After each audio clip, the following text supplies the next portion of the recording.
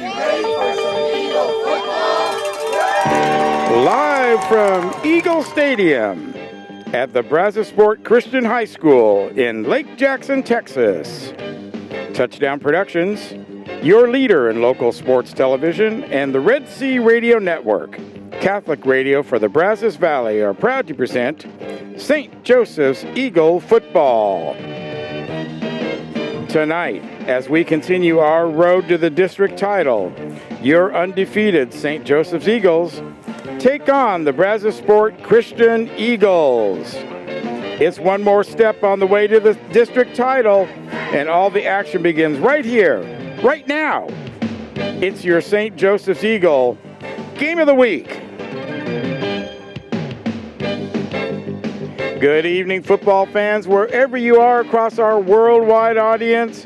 Gil Dominguez here, the voice of Eagle football, joined by my good buddy Steve Rayburn. And a little bit later on, we'll be joined by JV coach Phil Sotolongo. And Steve, the Eagles are back on the road again after a couple weeks of being at home. That's right, Gil. And we traveled 2.5 hours south toward the Gulf. And we're going to take on the Eagles here at Lake Jackson in a beautiful backdrop, wonderful weather. And you know, these guys got us last year. We had a few injuries that had us dinged up last year, and they clipped our wings 44-42 last year and dropped a third loss on us. So that was hard season for the Eagles last year. What a difference a season makes, though. Now we're 3-0, undefeated. And actually, as we break down the standings for you a little bit later on in the show, you'll see that this is the battle for second place tonight. It's early in the district season, of course, but three teams stand atop at 1-0, and the Brazosport Christian Eagles and the St. Joseph's Eagles are two of those teams. Yes, they are. And, you know, it's going to – I think this is a perfect setting for tonight for St. Joe's to make a statement win. It really is. I think the table's been set. It's a perfect opportunity, and it's a time to separate ourselves from everybody else at the top there with one win in district play. Well, certainly it's a very short season, as y'all know, so you don't want to take a loss early on, especially against a team that you're tied with for first place right now. Everybody's tied for first place. We're not sure, of course, what the game is going to be tonight for Second Baptist or the other teams, but all you can do is take care of yourself and your game right here at the moment. Yep, this is taking care of business time right here. And, you know, you couldn't ask for a nicer setting. It's quaint little stadium here, beautiful oak trees and pecan trees around, draped in Spanish moss. What a beautiful evening for a football game. Well, we were just talking about that before we went on air. This is so much a different feel here. The fans are right close to the field. They're in little picnic chairs. They're not more than 10 feet from the sideline, so a completely different feeling than a regular stadium where you have bleachers and a fence and you can't get near the field and everything. So this is really quite intimate. Yes, it is. You know, in this part of the country, which I played my high school ball here, not too far away in Alvin, Texas, and have relatives here in town in Lake Jackson.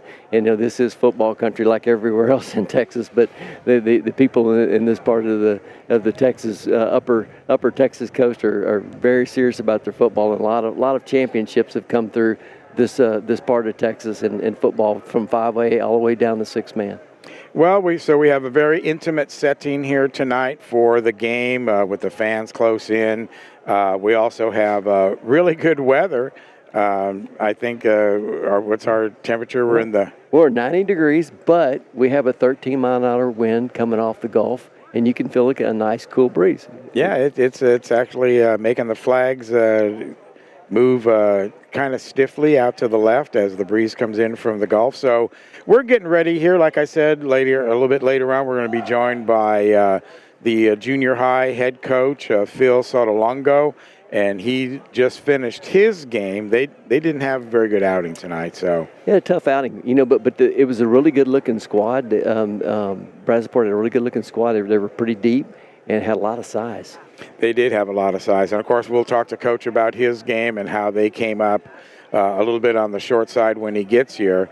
So remember, you're watching exclusive coverage, listening to it on the Red Sea Radio Network. Join us every Friday here at 7 o'clock as we present Eagle football. You're listening to exclusive coverage of St. Joseph Eagle football right here on the Red Sea Radio Network. Underwritten by Prosperity Bank. It's the big bank with your community's bank inside. Member FDIC. Strata Auto Repair. If it has wheels, they'll work on it. Strata is your total car care solution. Wings and more. Great wings and so much more. Kelly Burt Dozer, your down-to-earth company for all your site work excavation needs, commercial or residential. Proudly supporting St. Joseph Eagles football. Fast Signs. They make your statement for you. Taking care of sign and graphics projects across the Brazos Valley since 2005, it's Fast Signs. Lone Star Roof Systems. No jingles, just roofs. ServPro of the Brazos Valley. We make it like it never even happened. Kraus Paint and Body. If you need good quality auto body work, consider Kraus Paint and Body. Remember, it's your car and it's your choice where to have it repaired. Reedfield Meats and Deli. Your tailgating and football party headquarters for hand-cut meats and party trays. You may visit them on the web at reedfieldmeats.com. Law Office of Jeff Paradosky. Board certified in personal injury law. Jeff Paradosky, personal injury attorney, is aggressive, experienced, honest, and fair. For the Brazosport Eagles, we have Luke Coburn, number 1. Number 10, Elijah Burris. And, that's it. They only have 2 captains. That's all they need. Yeah. They said, we're just going with 2 captains here.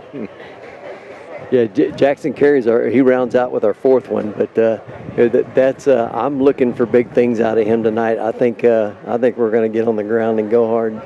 Yeah, you had a spectacular game last week with that long, probably 45-yard run where he had to touch the ground, pick his feet up, and ran to the right and went tough. Nice run. BCS has won the toss. They're going to defer to the 3rd quarter, and they'll be kicking off to St. Joseph's Eagles as the players shake hands at midfield. And like we were saying, this is a very intimate facility for a football stadium. Followed by a prayer. As we take a break right now and salute the greatest country on the face of the earth.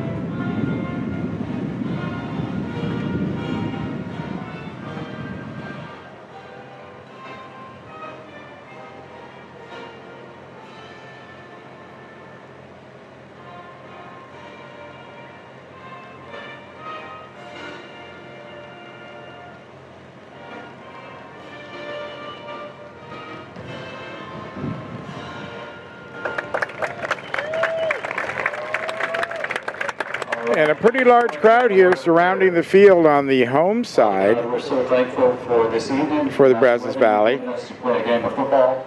I pray that you will keep each player safe, God.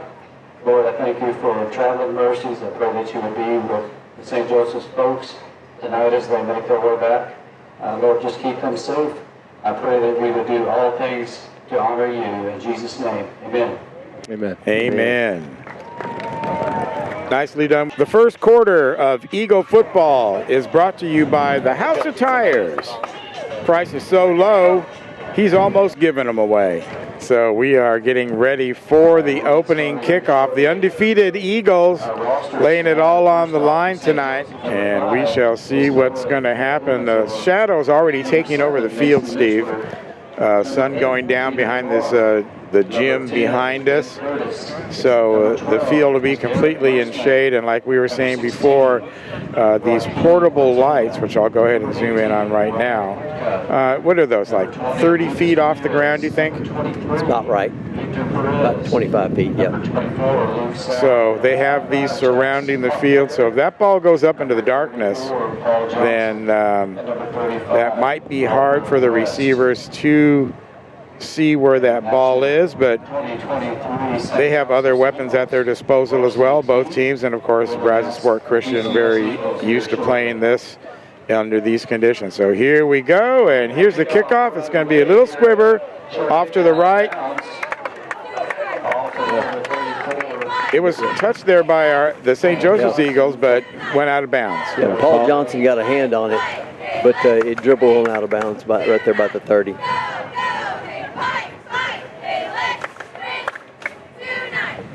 Paul Johnson's a big kid. He's probably a little hard for him to get down there. Yeah, and it was taking some funny hops as it came to him, that's too. right. That's right. Big talk here. So Eagles are going to set up on the 33-yard line. First and 15 for them. Mishler's in the backfield. The pitch is to Mark. Mark's dancing around. He's looking. He's going to throw over to the sidelines. It's going to be a complete. Kind of going the wrong way. Lost some yards after the pickup, after the catch. Nice little hitch route for Peter Niver from a Mark there. It was a great pass. Peter was trying to find a little running room and bring it here near side and see if he could get around that little group of defenders there in the middle of the field, but he couldn't quite get around them. Yeah, it looks like they're playing a zone out there on him, so he had that short, and it was a good catch by Peter. Well, he had plenty of time in the backfield to decide what he wanted to do. St. Joseph's now heavy on the right side, spread out. This time Mishler, quick throw off to Carey on the right-hand side. He'll shake a couple tackles and make the first down. That's a nice little pass out in the flat there to Jackson. Jackson slipped around his defender, caught a nice block, and got it done. Beautiful. He reminds me of Larry Zonka when he runs. You remember that guy? Yes, sir. Yeah, you step in front of that man, you're making a business decision. Yeah, that's right. That's right. So that's going to bring up another first down. Eagles get the first down of the game. Mishler all alone in the backfield again, ball at the 30-yard line. Quad out to the left. Mishler coming up, spun around. Looks like he's going to be down and taken for a loss. Yeah, that's lost about 10 yards on that sack there. That was number 5, very aggressive coming off the line. On that play. That right there's Heston Maganellis, but he did a great job. Yeah, Mark had, probably 3 guys open over there, Niver, Hutka, but he just couldn't get him the ball. Loss of 10 yards for the Eagles. Going to bring up second down and 25 now. Niver. Quick pitch. Back to Mishler. Mishler's going to run this time. He's going to take off. He's something he couldn't do on the last play. And he's going to break one more tackle, and he's going all the way to the house. Touchdown, Eagles! Wow. Wow, guys. Beautiful. Yep. I talked to Coach Castilleja last week during practice, and, it surprised me.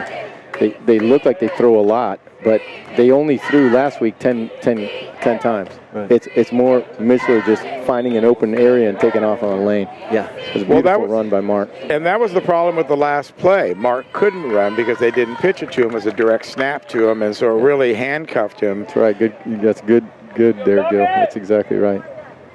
Well, I will tell you this. If you come back with the ears pinned back at him, and he has the option. Tonight's scoreboard is presented by Mustang Resort. Peter Niver there on the extra point. Peter was out there in practice this week. Probably twice I saw him stay at least an hour after practice kicking field goals. His longest one in practice when he was kicking it, and by himself, by the way, 40-yarder. Wow. And he told me he was going to kick. He can kick a 48 if he wants to. Wow. Well, that didn't take long. That was 2 minutes and 13 seconds for them to score. Did you bring your pen? one. Write that down on the score sheet there. Well, I'll tell you what, that's kind of what Baytown ran into a little bit last week. Is coming in way too hard and not accounting for him. And if he slips that tackle in the backfield, see you later. Yeah. And he's got moves for a big guy. Yeah. And here we go, kicking off now after the touchdown. It's going to be a long kick all the way into the end zone, and no one's going to run that back. A great kick by Peter, just left it on the ground, and you can tell he's been working. Look how far that went. Yeah. There was no chance of return with that one. No. Yeah. And really, that's the best return defense you can have, is put it in the end zone and that's right. Nullify the run back. Yeah. So it's going to be 1st and 10 for Brazosport. And we'll see what their offensive series looks like. And we're going with Walker West and Luke Ramirez. Going to blitz quarterback here.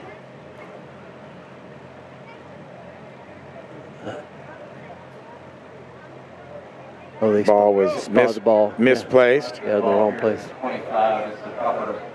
I missed that one because I couldn't see their down marker or their sideline marker. Yeah, apologize for the light stanchions getting in the way of the pitcher here, but we'll live through it. All right. Nice little cleanup by Lucas Ramirez. He never gives up on play. He always trails it hard. And he trailed it hard that time, and he caught him from behind. Yep, he's got outside contain on that, so he goes about 3 yards up the field and then just moves right or wherever which way the ball's going, so it's right there, and just stayed right there on him. Coach Alec was saying that Lucas Ramirez is one of those players that improves each week as he defines what that position is. Okay, here we go, 2nd down and about 10. It's another pitch back. Some juking involved there. That's a nice little run by Burris. I didn't think that much was there. And he kind of weaved his way through, picked his way through a little bit. And Colt got him down the ground before he got that 1st down. Yeah, Butnick right there for the tackle, saving that 1st down. It's going to bring up 3rd down now and about 3. Ball just at the 37-yard line of Brazosport. Another pitch back. This time they're running to the right. And he's going to break one tackle. He's going down the sidelines. Now he's going to go back into the midfield. He's going all the way. Touchdown, Eagles. Wow. Now that was a nice piece of running by Burris right there. Yeah, they came right there and they blocked Walker West, and they turned the corner. And then he just cut back against the grain, and we just couldn't quite get him. Yeah. A guy that's hurt this week is Victor Perez, who was out there last week, and boy, you can't run on his side. Right. And he's hurt this week, so they're kind of hurting him without him out there. Yeah, Victor Perez is no bueno. Yeah. And that drive really was Elijah Burris all the way. 3 running plays by him, no passing. No good. And the extra point is no good. So that's going to make the score 8-6 here. Early in the 1st period. St. Joseph Eagle football right here on the Red Sea Radio Network. Be sure to stick with us at halftime. Our special Meet an Eagle guest is going to be Coach Alec Castilleja. And so we have a very nice about a 14-minute interview with him, so it should take up most of the halftime and get a little insight on what it was like when he played ball for St. Joseph's and how the program has moved forward since that time. So stick around at halftime for Meet an Eagle.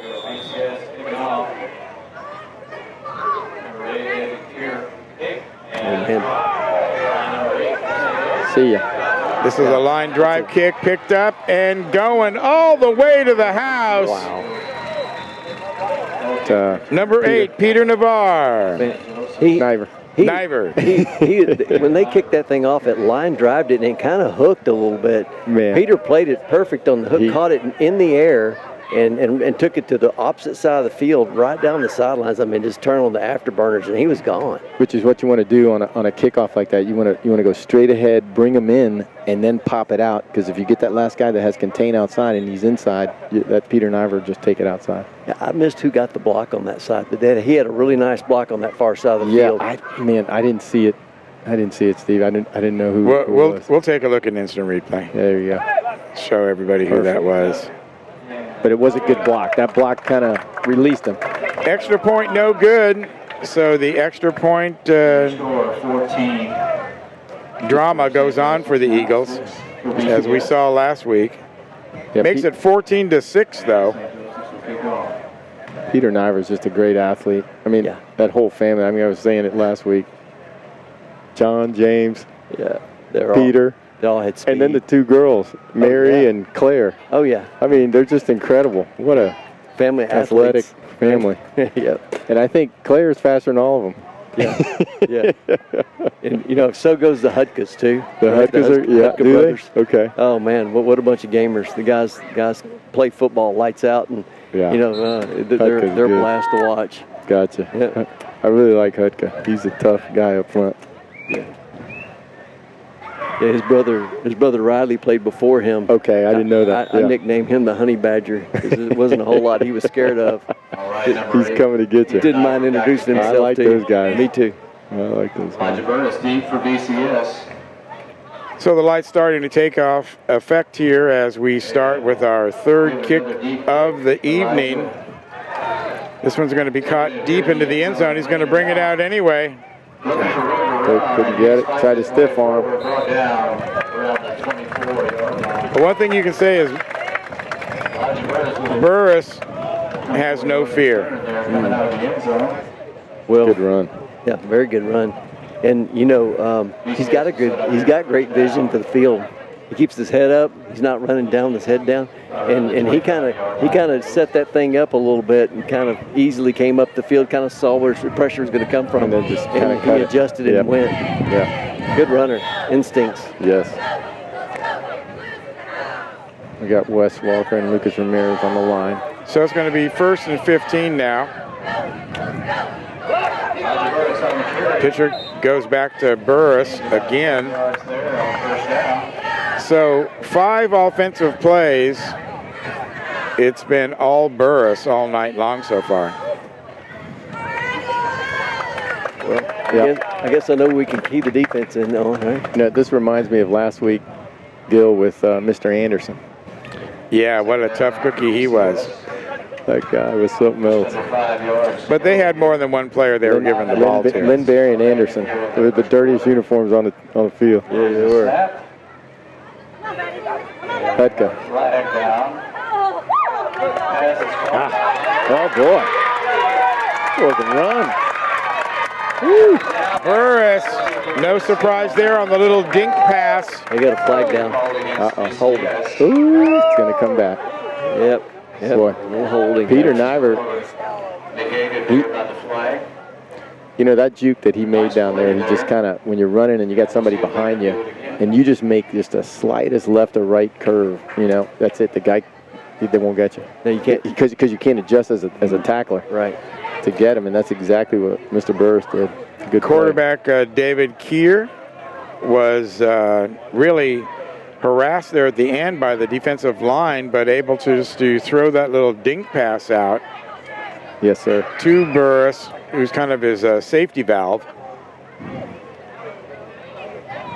But they ran that into the tight side of the field, which is interesting.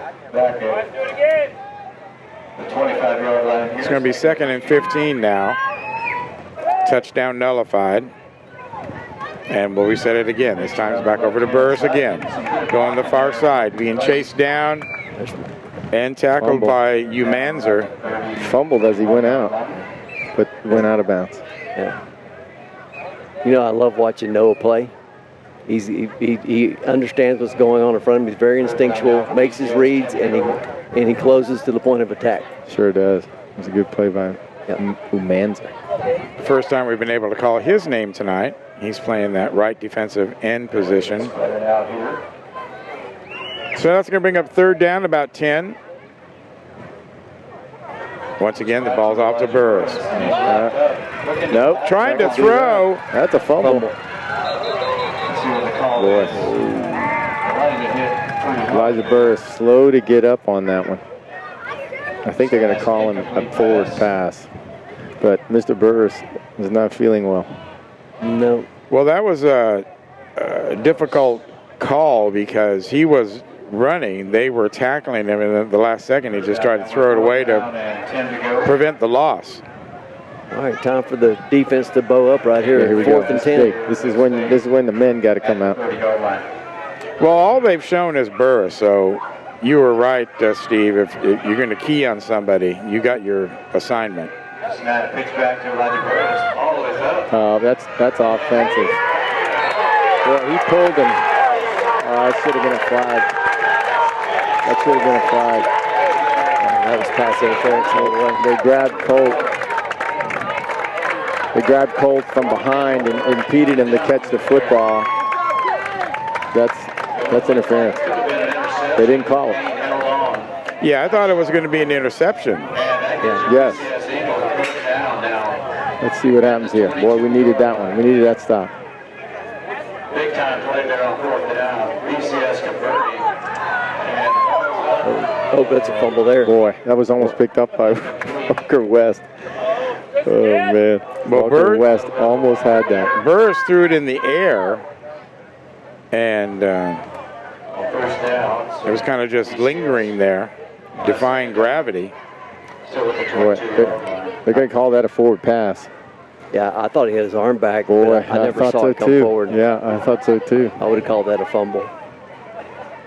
So already some questionable calls on the non-pass interference.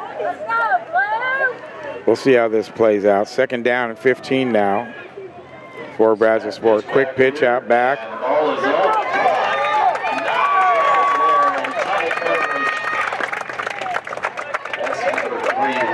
That's a nice little pass right there from Burris to, was it Wyatt Jansky?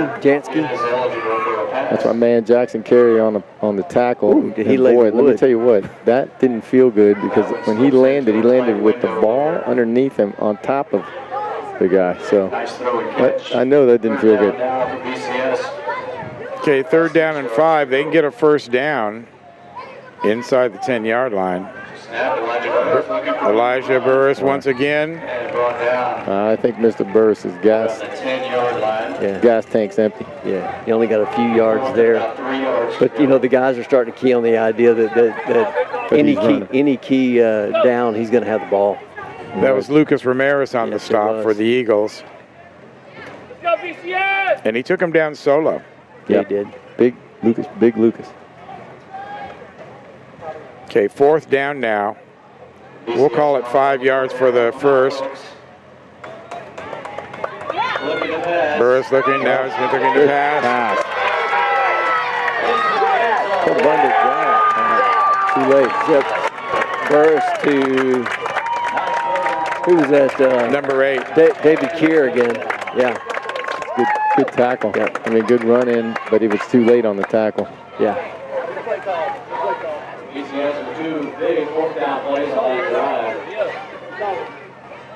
He missed the last one. And this one is no good either. This one. Wide to the right.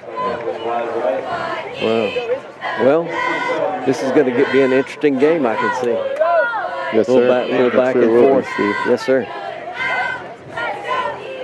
Yeah, you know, that little pass was kind of a nice little thing. It was just a little bit delay, let everything work itself out, right back over the middle, right in his hands, and then he just a nice little piece of running into the end zone. It wasn't much, but nice play. Yeah, what I noticed, Steve, is that they got a lot of blockers out in front of him when the guy catches the ball, and it's a design. Yeah, you know, it's designed. They're almost setting a picket fence for him. That's right. And throwing the ball They're in just behind kind of hanging around blocking, and then just come down once he catches it. They all come together. Yeah. 2:34 remaining in the first period.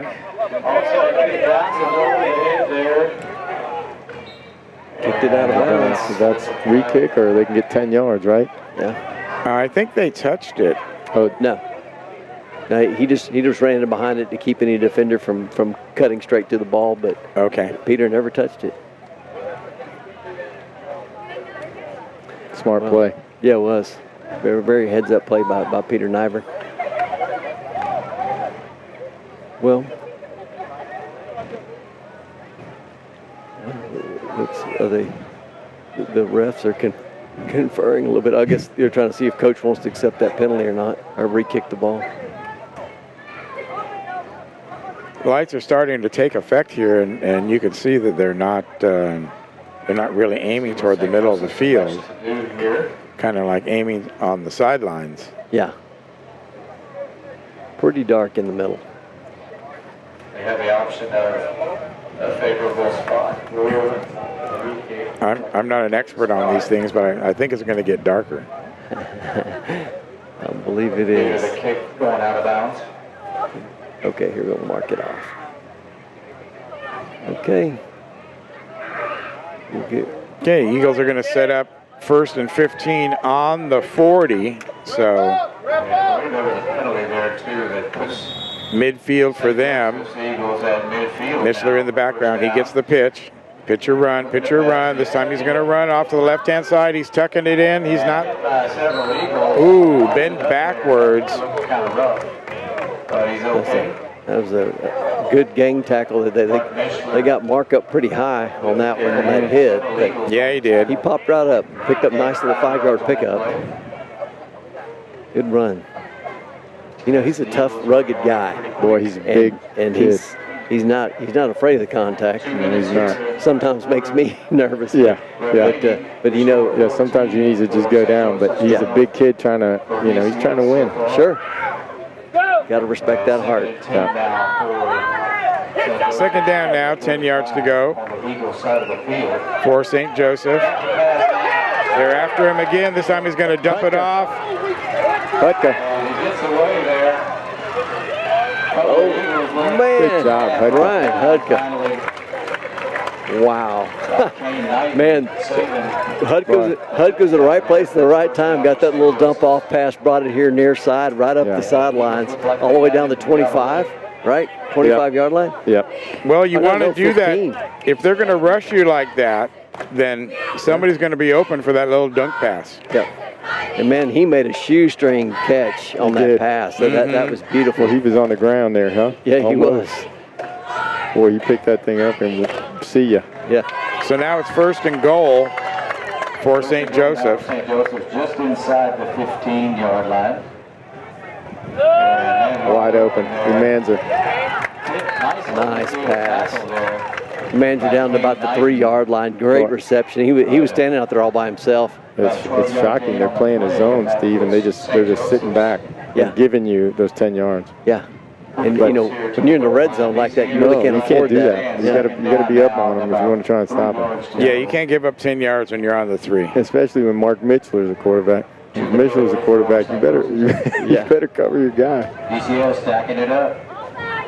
Loading the box here, and they'll hand off.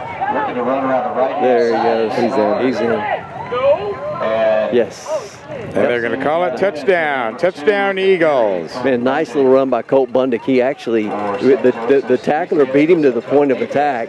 He slipped right through that tackle and then ran over a second guy right at the goal line, right at the front pylon. That's right, Steve. He had to stiff arm him, and then just with all his weight, he just leaned in there and hit the pylon. Great little piece of running. Yeah, nice. Really nice. So 29 seconds remaining in the quarter. From St. Joseph's. Mr. Niver for the extra. Extra point is up and good. So that's going to bring the score to 22-12, just about the end of the first period with 29 seconds left. So that's a little bit more of the St. Joseph's Eagles that we've seen this season. That's right. Yeah, no doubt about it. Well, I don't know if you guys noticed, Peter's kicks there are straight through the center of the goalpost. Yeah. I did notice that. Both of them. Well, all 3 of them. Yeah. He's hit 3. And he's looking good tonight. Yeah. He really is. And his kickoffs, too. Yep. Kickoff's been point. Yes. You know, I'm telling you, he's right practicing 2 hours after each, after 2 practices, hour each one, just kicking field goals. Yeah.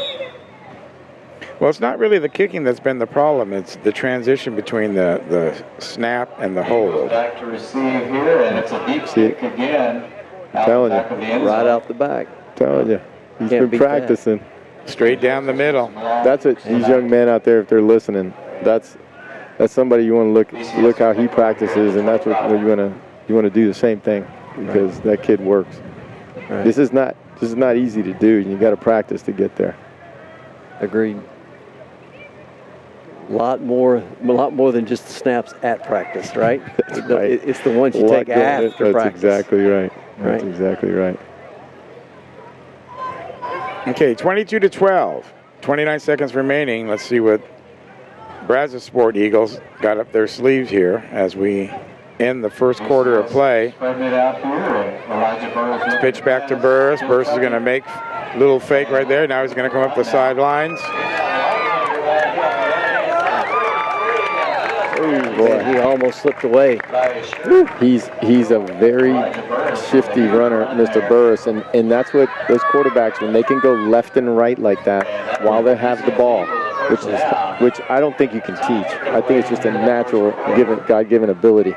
But that kid has to go to left or right, and that is very hard to teach how to tackle that. Well, he slips it into a a second gear. Yes, he does. He can run When he goes. So that's going to end the first quarter. Your score, St. Joseph's Eagles 22, Brazosport Christian Eagles 12. You're listening to exclusive coverage of St. Joseph's Eagle football right here on the Red Sea Radio Network. Underwritten by Prosperity Bank. It's the big bank with your community's bank inside. Member FDIC. Strata Auto Repair. If it has wheels, they'll work on it. Strata is your total car care solution. Wings and more. Great wings and so much more. Kelly Burt Dozer, your down-to-earth company for all your site work excavation needs, commercial or residential. Proudly supporting St. Joseph's Eagles football. Fast Signs. They make your statement for you. Taking care of sign and graphics projects across the Brazos Valley since 2005, it's Fast Signs. Lone Star Roof Systems. No jingles, just roofs. ServPro of the Brazos Valley. We make it like it never even happened. Kraus Paint and Body. If you need good quality auto body work, consider Kraus Paint and Body. Remember, it's your car and it's your choice where to have it repaired. Reedfield Meats and Deli. Your tailgating and football party headquarters for hand-cut meats and party trays. You may visit them on the web at reedfieldmeats.com. Law Office of Jeff Paradosky. Board certified in personal injury law. Jeff Paradosky, personal injury attorney, is aggressive, experienced, honest, and fair. Second quarter of Eagle football is brought to you by St. Joseph's School.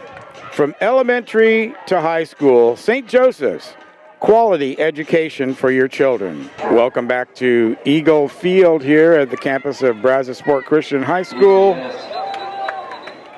As whistle blows before the play, first play of the second half. Little false start there. Gil Dominguez, Steve Rayburn, and of course Phil Sotolongo, bringing you the action tonight here in the second district game. First at about 19 to go. As we pause for a selfie there. Thank you, Phil. Got it. Hey, we got to have a little fun in here. Absolutely. Yeah, we do. This is the first time we're doing a three-man booth, so be sure to let us know how you like it. Phil did such a great job last week. We thought, what the heck, let's bring him in. Here we go. First down, long pass going downfield. Oh, man. Did Peter Niver do a job breaking that one up? Yes, he did. Number 8. Right at the end zone, right at the goal line. And what a great breakup. Wow. If he would have, he kind of waited a little bit to turn his head, and I thought it was going to go over the top of him. But he saw it, got up there, and got a finger on it and tipped it out of the way. Nice play. It was close, and he came over. I don't think that was his man. He just came over and saw him cut across, and he just went with him. I think he was doing his Victor Perez interpretation. Yeah. Because that's how Victor plays it. That's right. Suckers the people in there and then comes up at the last second. Okay, here we go. Uh-oh. Ball on the ground. They managed to get it to Burrs. That's on the ground, too. Whistle's blowing, though. Ball is Oh, dead. man. That's a tough exchange right there. Yeah, that would have been a great opportunity for St. Joseph's. Did they call a whistle on that? Or? Yeah, when he touched it on the ground after it rolled, he was down. Okay. Yeah, Okay. his knee was down. Guy receiving the snap. That's why you're here, Rayburn. Yeah. Those technical calls. Well, There you go. I want to tell you one thing, though. At the end of the quarter, down there when on that last run up the sidelines where he almost broke loose, guess who was there? Lucas Ramirez. He held on to him. Yes, you're right. You're right. Grabbed on and held on. Third down now and about 25. Pitch is going to go back to Burris. He's looking around. He's looking around. He's going to try and run, but no, sir. Around the line of scrimmage there. Jackson Carey. Wow, Jackson Carey ran that thing down. Boy, relentless. Brings it fourth down for He looked like now he looked like an old name there, Dick Butkus. Coming from behind like a monster. Midway of the monster. Yeah, he was hunting him down. Well, it doesn't take St. Joseph's very long to catch on what you're going to do, and so when all they've been able to show is Burris, then and he's out there scrambling, you know the ball's not going to anybody else. Here's this play again, and it's going to be a quick kick. You're gonna let it go. Oh, it took their bounce. Yeah, that's going to be a nice kick. All the way down to the 2-yard line. So nice punt Oh, there. man. Well, Something you don't see a lot in six-man that I'm learning is the punt.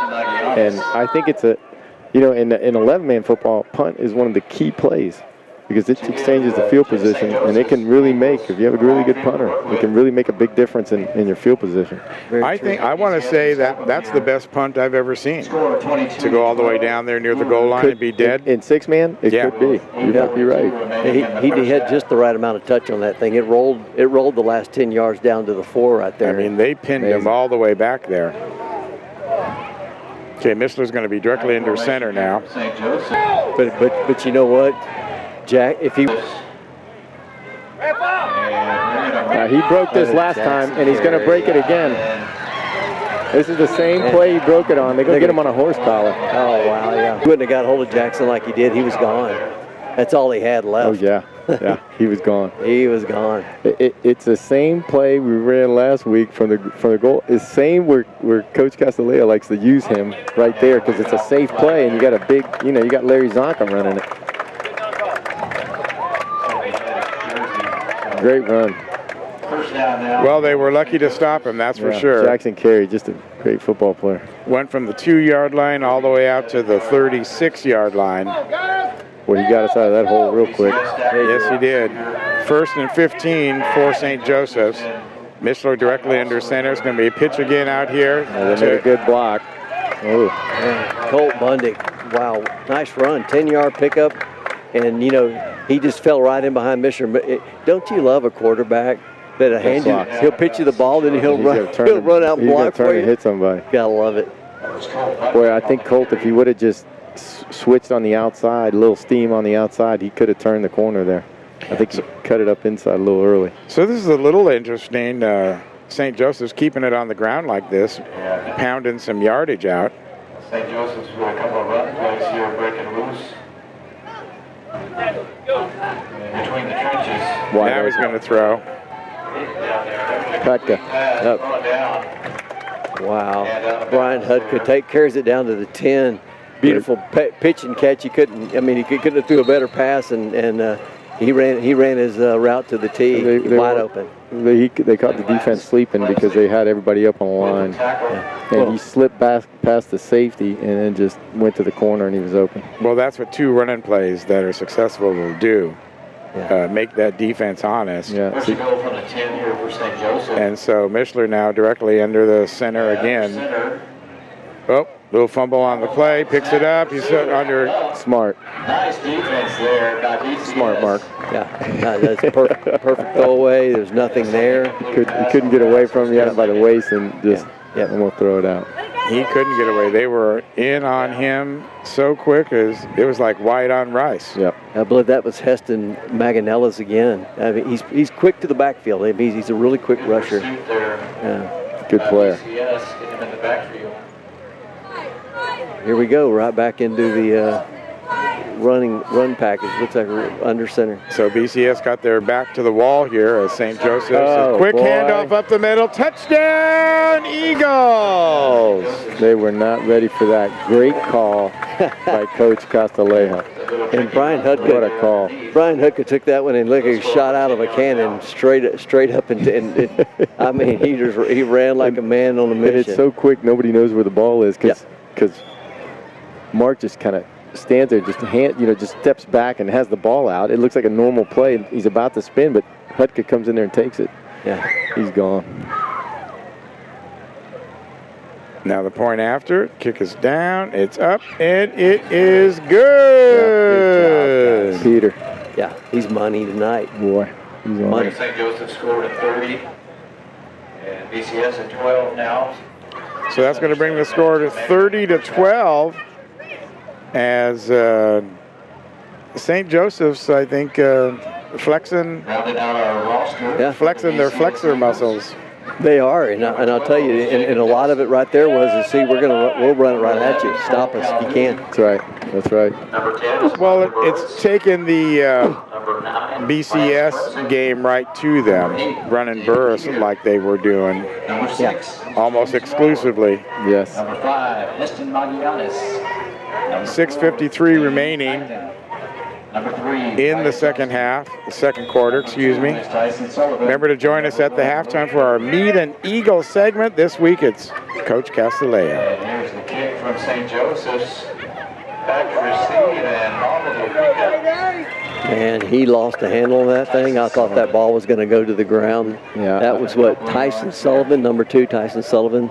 One of the outbacks got that one and played a juggle act with it, and I thought he was going to lose it there for a minute, and it's going to be ours.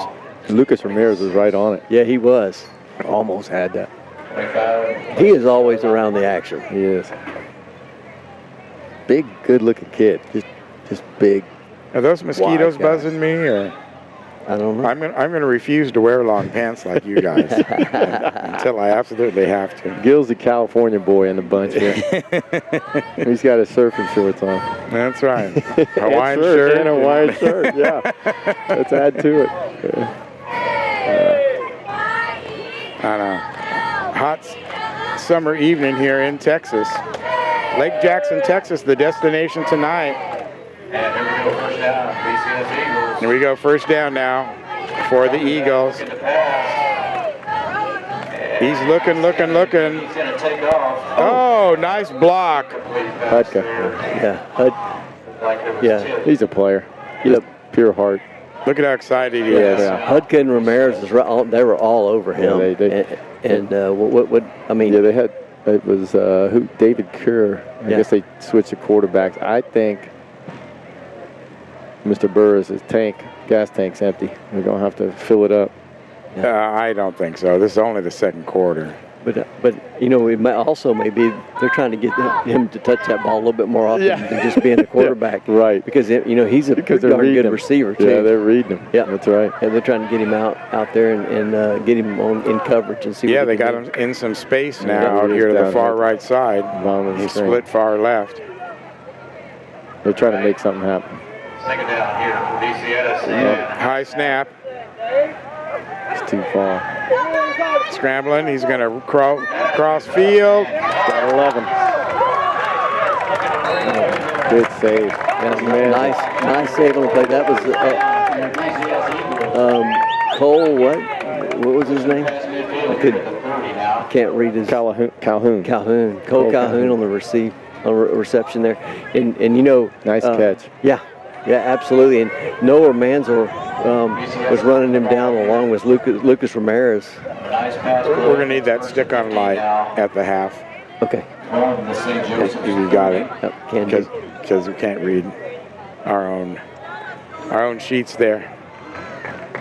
Just a little housekeeping here, ladies and gentlemen. We're back. BCS stacking it in tight. First and 15 now. And that's Oh, Boy, he bobbled it, and Colt Bundick was there, and Umanza was there, and they almost picked it off. Yeah. He was running and juggling, and just about separated him from that ball. And well, if we could have laid hands on that one, that would have been turnover. Big.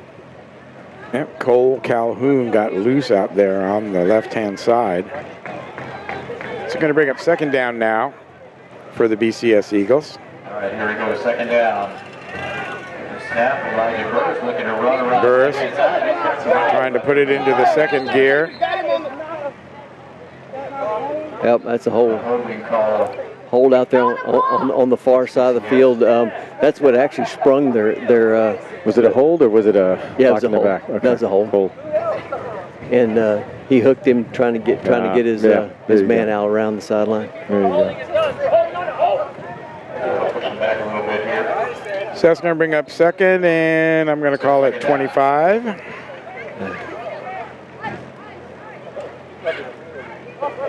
It was a nice little run. I thought we had it bottled up there for a second, and then he slipped it outside. Well, but Sure did. The hold went a long way to getting him sprung. That's right.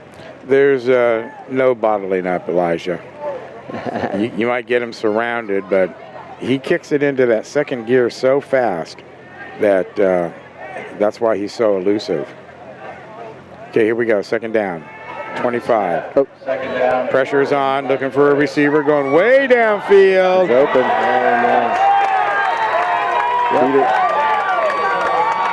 That's Kane Knighton on the reception there.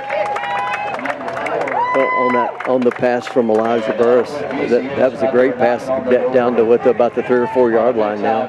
Peter Niver had coverage, kind of lost him there, and then gained on him and made the tackle to save it. Yeah. Let's see if we can hold him here.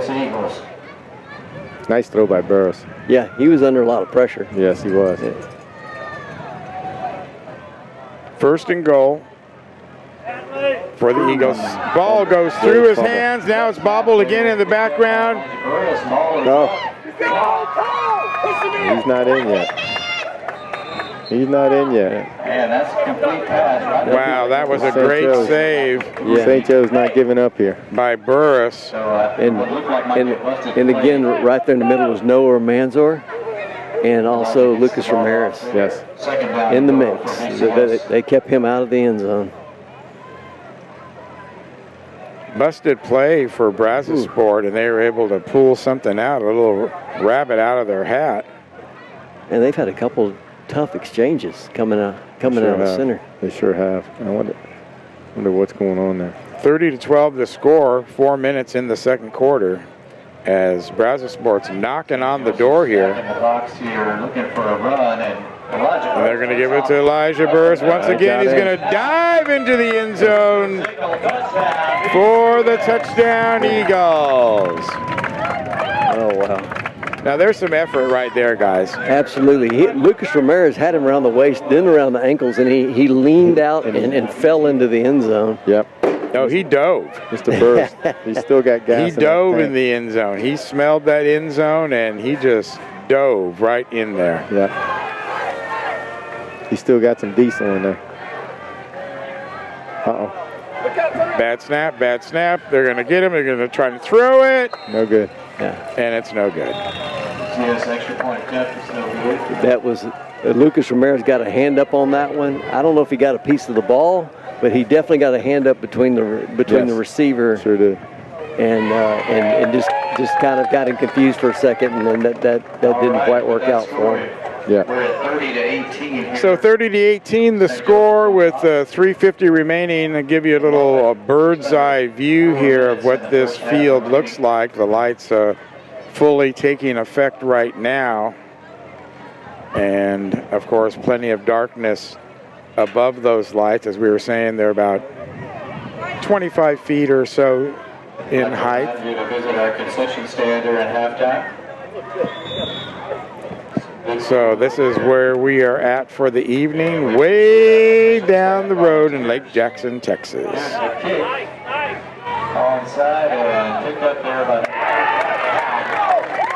And a nice tackle there, open field tackle by number 7. Yeah, Colt Bundick, was kind of careening around the ground, and he one-handed it on the bounce and tried to take it far side and around, but they were right there on Johnny on the spot, dropped him. That was Luke Coburn, number 1 there. Big old kid. Big safety. Okay, see, 3:48 for St. Joseph's. Plenty of time to get one more score before the half. Tight formation again. The give is to Jackson. Man, like how he runs. Yeah, me too. And Luke South was out there running out in front of him, laying down the blocks, and man, that was well conceived. And man, he was out there plowing the road. I like how Castellet is calling this. He's running the ball inside here. He sees a little weakness and he's trying to attack it. Yeah.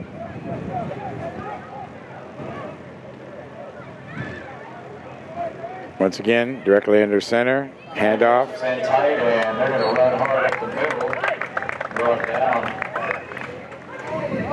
3rd down and 1. Yeah, it looks 3rd and 1. Nice little carry. I mean, that was just hammer, meet, nail. Yes. Right at it. Yes. Well, they can really run that effectively when Mishler gets right under center like that. Yep. He's so deceptive at where that ball is going. So 2 running plays right now. I would expect something a little sneakier maybe from Coach Castellet on this play right here. Watch for Mishler here. 3rd and 2. Pitch is going to be back to Mishler. Mishler's looking, fires over the middle, wide open. Great catch by Colt.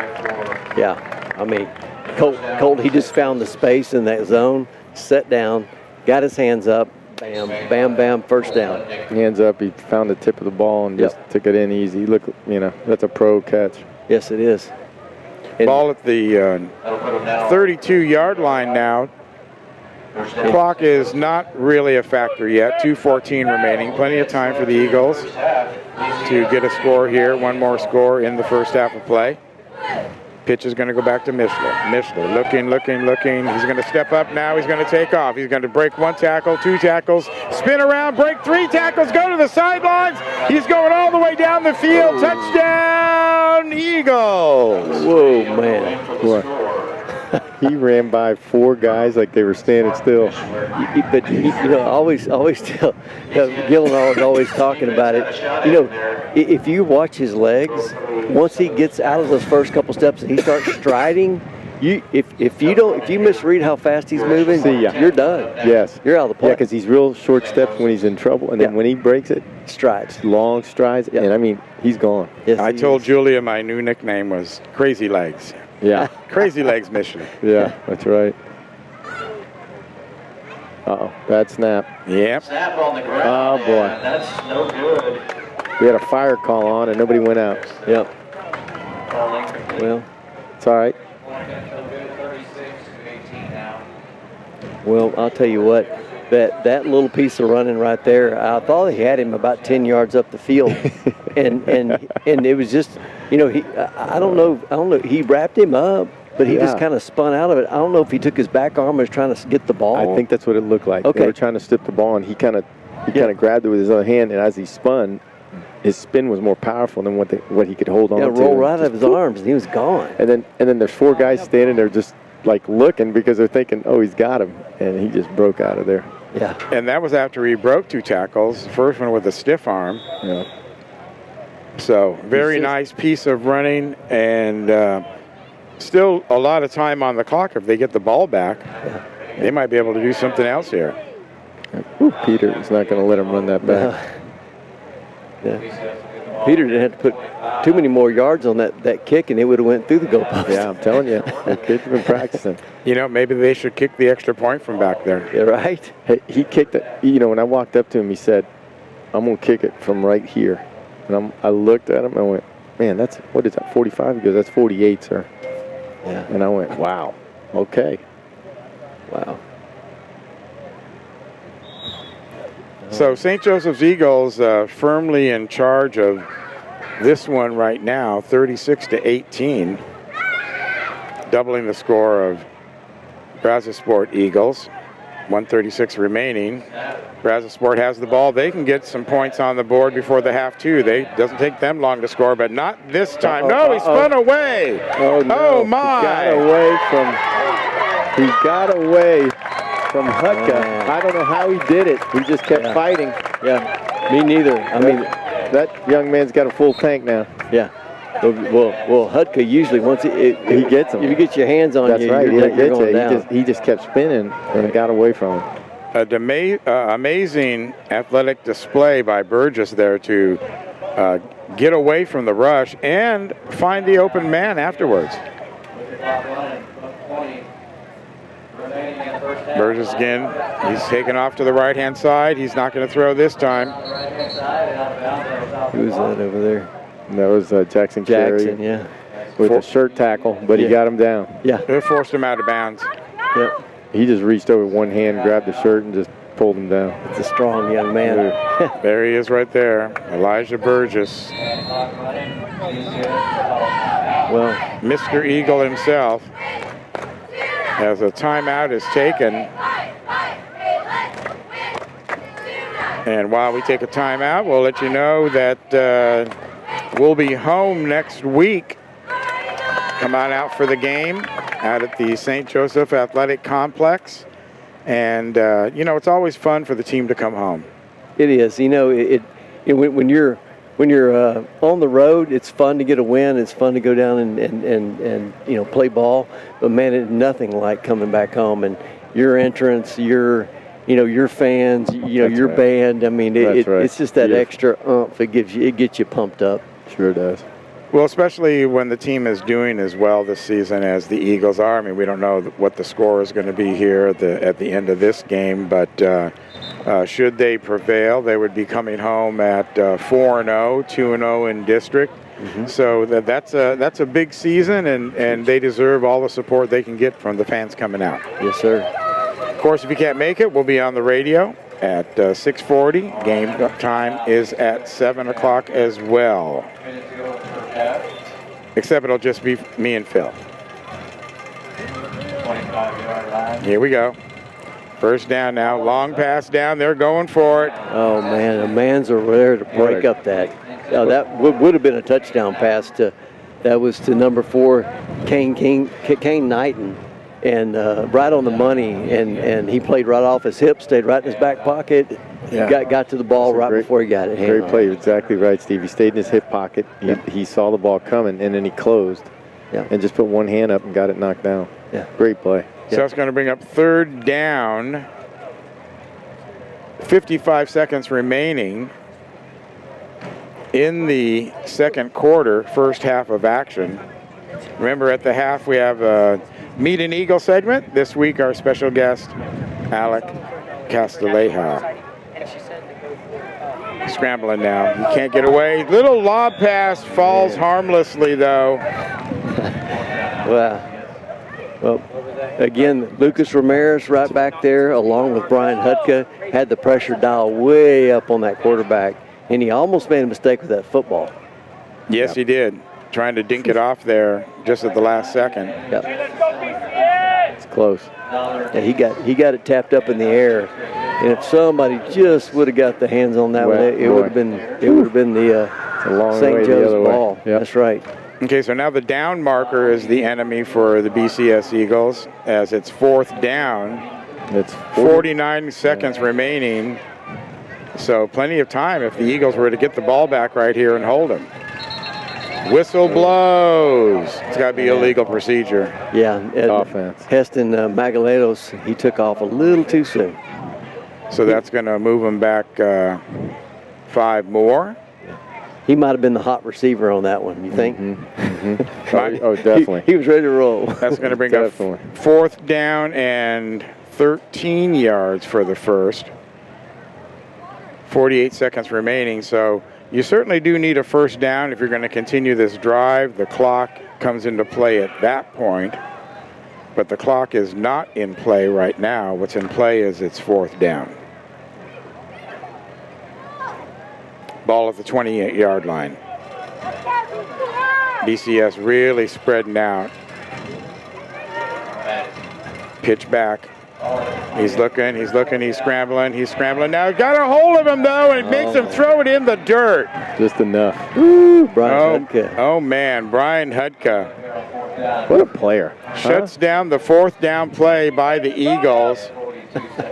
He come blowing through there and look at the Tasmanian Devil.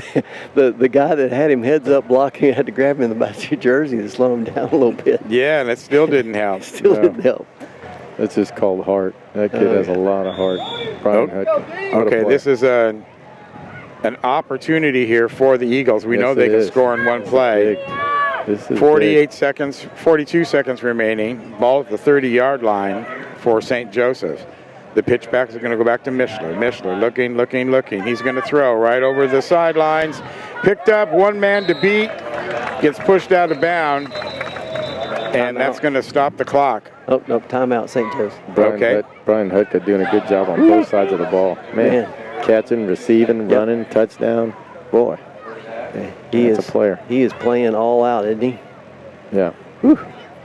Okay, that's a good call by Coach Castilleja, calling the timeout. 32 seconds remaining now. Yeah. It's 2nd down and 5, but for all intents and purposes, it's 2nd down and goal. That's right. You go with 35 seconds remaining. You want to punch that ball in there. Another touchdown would send them into 42-18, and that's a sizable lead coming out into the 3rd quarter. Let's see what Coach can think up here to get them. I think this is 2nd down and get it done. Yeah. You don't have very many ticks left, boys. Yeah. We don't want to give them the ball with too much time left. Here we go. Whistle's blowing. Ready to play. Niver and Colt Bundick at the top. Pitch back to Mishler. Mishler looking, still looking downfield, looking to the left. Now he's running to the right. Now he's got one man to beat. Down the sidelines he goes. Fakes him out right there with a juke move, and all the way into the end zone is Mark Mishler. Touchdown, Eagles. Wow. Face mask on Niver, Peter? What? No. Did they face mask him, or something happened here? Yeah, it's on us. The call is on St. Joseph's. It's on us. I don't know. I guess they're calling a block in the back.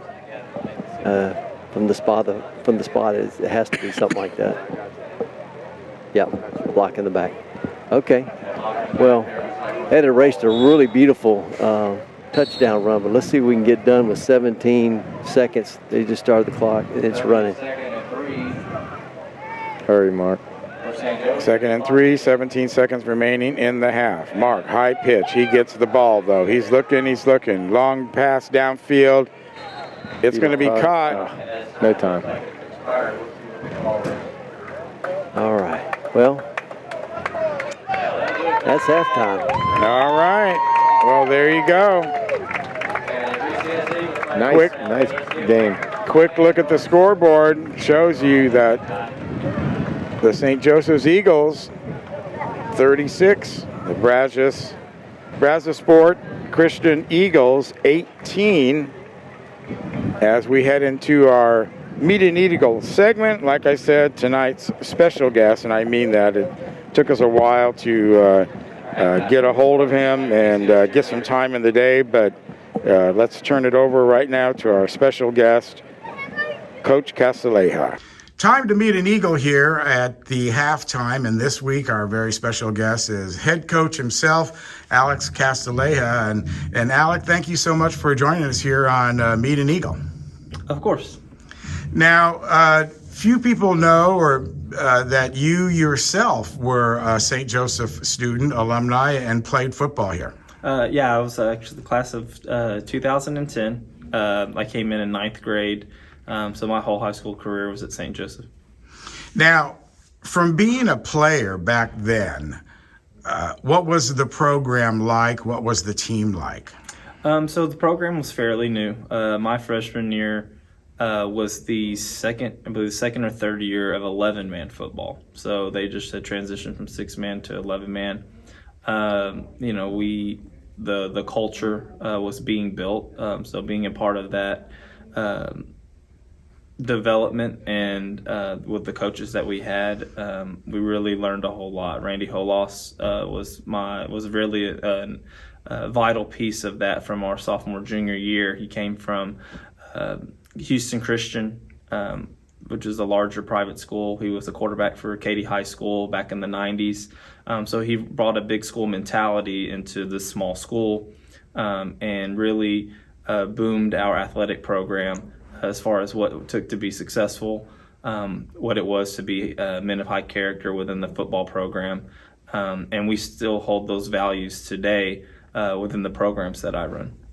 So you feel that those years right there for the school really kind of set the foundation for where you're at right now? Absolutely. It showed the school that we were able to be successful, not only just, within a specific athletic program, but as a community, to grow together, support each other, and really blossom our student athletes and our students to achieve more. And so what was the culture of the students back then? Because now we're in the year 2023. Back then you didn't have internet and cell phones and all the distractions and stuff and things that they're aware of. So what was the culture that you experienced as a player back then?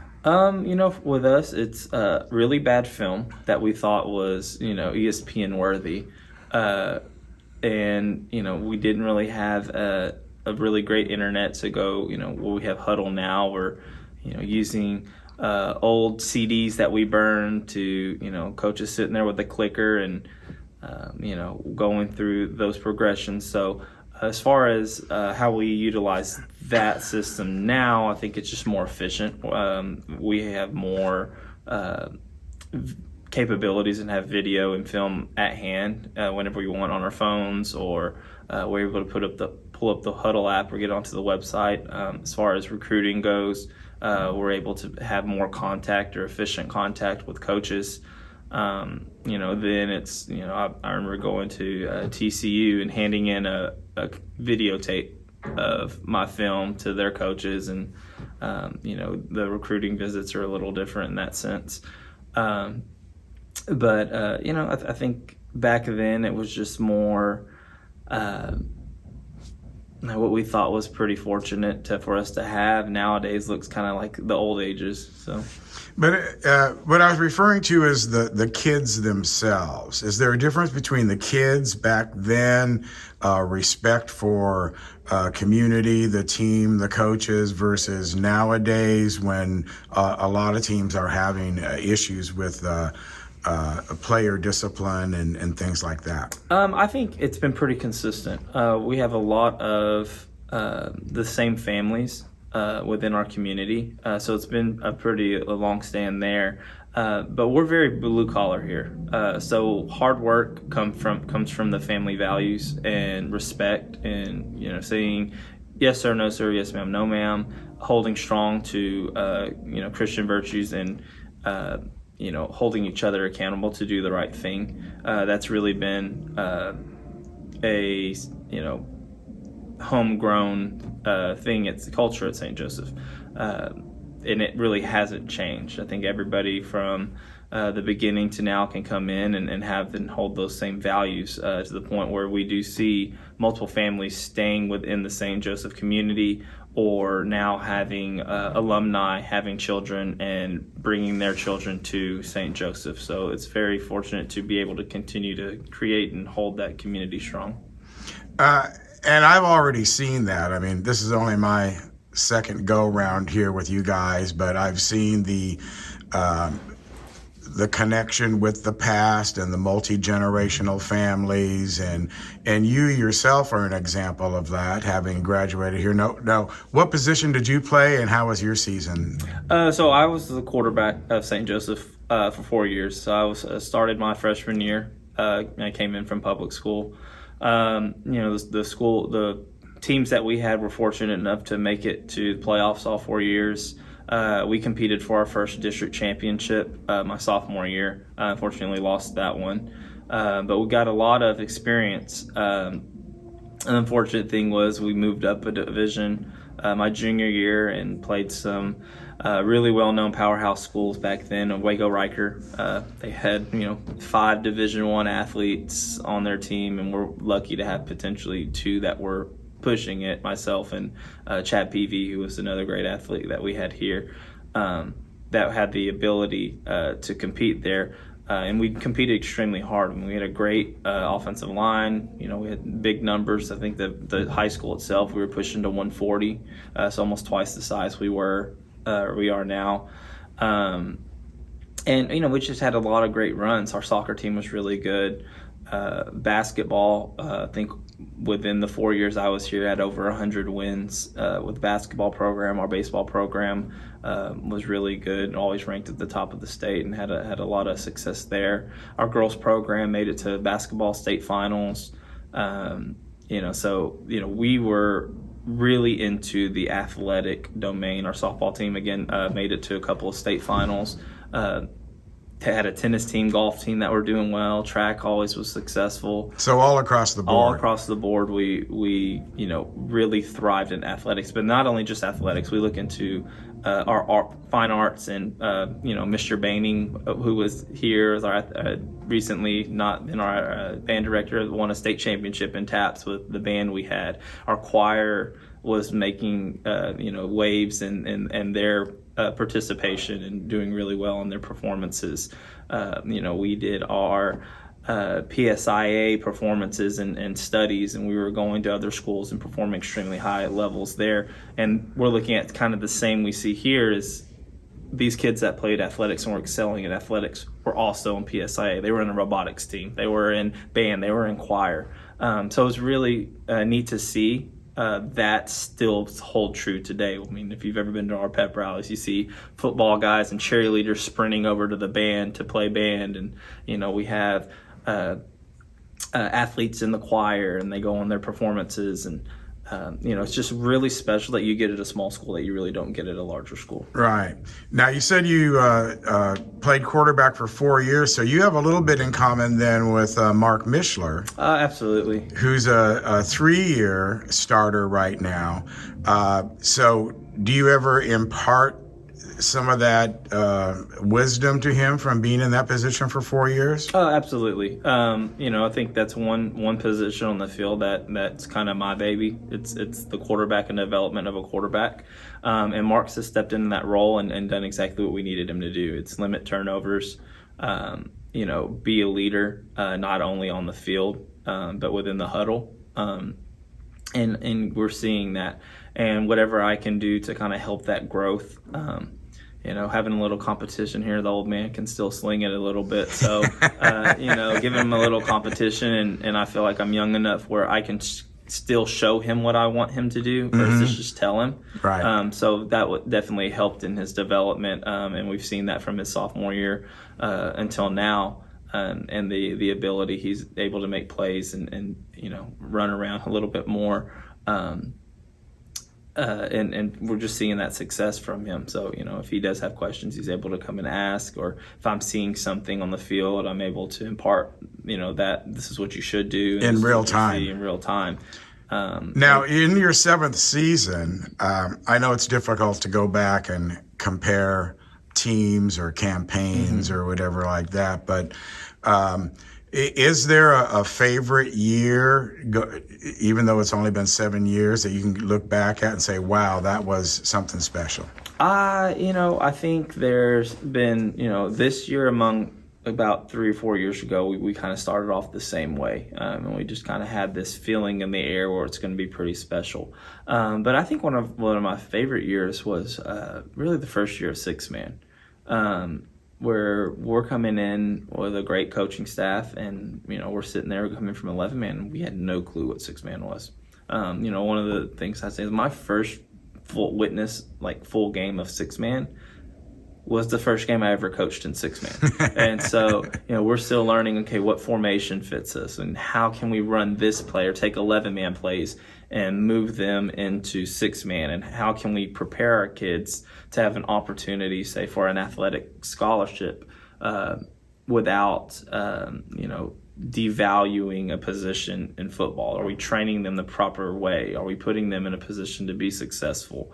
And that first year was long nights, coaches meetings, a lot of film, a lot of question asking to other schools, what worked for you, taking things other schools do and implementing to us. And we were able really to find our identity. And now you see moving forward, the success we've built on those first couple of years.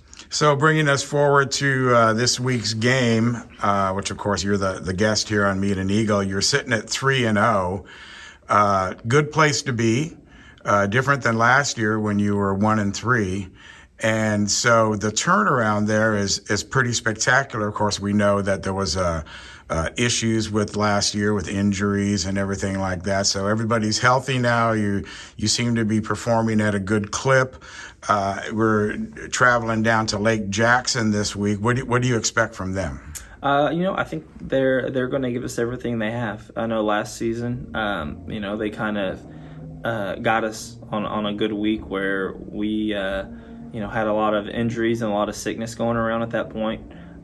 So we were missing about 6 starters, and as we go through the game, we're trying to hold on to a lead, and they brought everything out. A flea flicker, reverse pass, throwback to a quarterback. They were trying everything in the book just to beat us, and we're prepared for that this year. I think they're gonna go back in their bags of tricks, and they're going to try to find ways to score and make us uncomfortable. So we've game planned for that, and we're prepared for that. Our younger guys that got caught off guard by it, I think they're another year wiser, and I don't think it'll happen again. So as long as we play our game and we follow our game plan, we're going to put ourselves in a position to be successful, and that's all we can ask for. Now, of course, we know who the big players are and starters, and we've been naming the player of the week every week on our show. But who are some of the kids that maybe have really stepped it up this year that surprised you? Is there anybody in that category? I wouldn't say necessarily surprises. I think hard work pays off. I don't really believe in luck. Luck is just, Bill Belichick says, luck is just hard work paying off. And, I see these guys from the summer all the way through football season, putting in that work. And some of those guys that showed that development and that hard work paying off, Paul Johnson has had a great season so far. I think when he went through spring training up until summer and 6-on-6 tournament, he hasn't dropped a ball yet. So it's been at least in a competitive game. So we're really excited about that. Seeing him take that development. I think he grew another 3 or 4 inches over the summer. So he's about 6'3", which is always a good thing to have some height. Lucas Ramirez, just seeing him kind of fill out, get a little bit taller. He's second leading tackler on the team right now. Great leader. Seeing his development and his strength pop up. Mason Mishler, another guy's real big special teams for us, young guy. Going into his sophomore year, I think he grew another 4 inches or so. But seeing them not only grow as athletes but grow as people, and seeing their individual perspectives on life and how they handle situations, I think they've matured and were able to really grow into the roles that we want them to have for the team, and know that you might not play every single down, you might not get 90% of the snaps, but the 100% of the snaps that you do get, I need 100% of the snaps to be everything you have and do the right thing. And I think they've really bought into that, and they really try. You see them at practice asking questions and trying to get better. So it really makes me proud and happy to see what the future teams are going to look like as well, because they're able to develop that way. Thanks a lot for giving us a few minutes here, and we continue to look for great things for the Eagles all season. Absolutely. Thank you. The third quarter of Eagle football is brought to you by I Choose You Event Planner, when it absolutely has to be the best. All right, there. Coach Castellet interview going just a little bit long as we were showing you action from the third quarter. Kickoff went to the BCS Eagles, run by Burris. It's third down and about 7 now for the Eagles. Back with you live here now, though, at Eagle Stadium, Eagle Field. well, not sure I would call it a stadium, but certainly a field, Eagle Field. Yep. Brian Hudka brought the pressure on that one. He brought the pressure on that, forced an errant throw, overthrow, and here we are, 4th down, 7, 8 yards. So let's see if the Eagle defense can bow up here and let's get a stop, get this ball back. Well, it's going to be 4th down for the Eagles. So once again, since late in the second quarter, Eagles have not been able to really move the ball on the ground, and once again they face a 4th down situation. Pitch back. He's going all the way back to Burr. And no, he was going to quick kick it, but he didn't. He decides to run, and he's not going to get the first. Man, Jackson Carey with some great pursuit on that play. Boy, he Jackson did not give up. Jackson ran him down and just put him down in the tracks. Whew. It was going to be another kick by them. He was certainly teeing it up to come forward and do like a quick kick, and then he decided not to. And Jackson Carey said, "Sir, that was a bad decision." No. Have a seat. So now here we go. 1st and 15 for the St. Joseph's Eagles. Pitch is going to go back to Mishler. Mishler dropping back even further, looking downfield. Oh, What a catch. that was a beautiful catch by Colt. Yeah, last week, wasn't last week, week 4 last, I saw him stay out there a couple hours just catching balls, running routes, catching balls, and you see it paying off. And what a throw by Mishler. It was on a line. You could have hung laundry on it. I mean, it was a straight line to him, but it was down low, and Colt went down on his knees and got.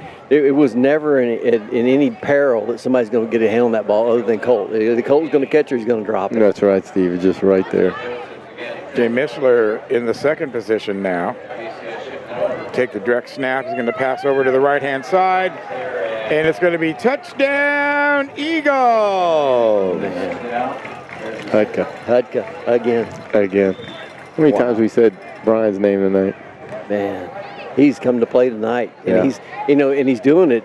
You've seen him on defense. He's harassing the heck out of the quarterback, or he's making a key tackle, playing offense, doing the same thing. I mean, He's a great player. All heart, and he's got a good last name, Hudka. Yeah, that's right. That's a good football man. Yeah.